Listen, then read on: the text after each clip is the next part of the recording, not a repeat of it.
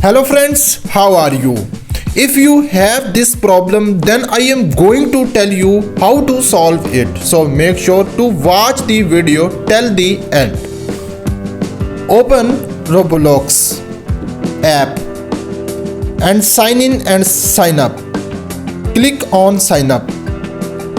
Birthday, username, type